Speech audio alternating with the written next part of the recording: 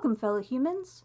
Today I'm going to tell a short story about how I reacted to my migraine diagnosis.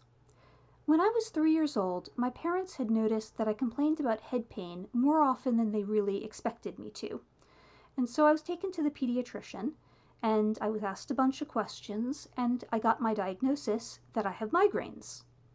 And when he told me that I have migraines, he also told me, "Don't worry, they'll go away when you turn 50.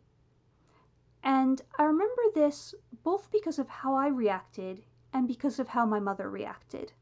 My mother would in fact tell this story a few times and talk about how angry she was at the pediatrician because she said, "You can't say that to a 3-year-old.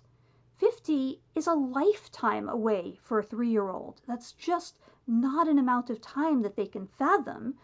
And so that is not an appropriate way to discuss this with a child."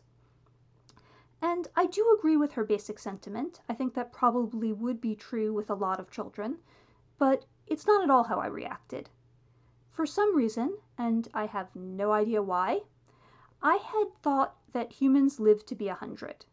And so when I heard you'll have migraines until you're 50 and then you won't, I thought, oh, I'll have migraines for half my lifetime, and then I'll get to have half my lifetime without them. And that didn't sound so bad, actually.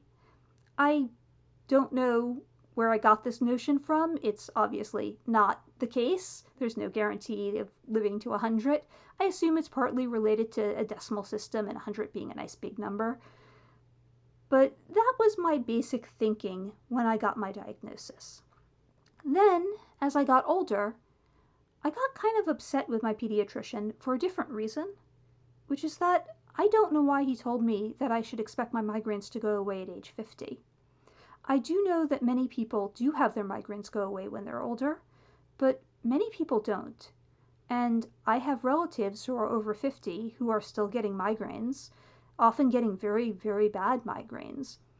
My guess about age 50 is that it might be related to the menstrual system and that it's possible that migraines might decrease with menopause.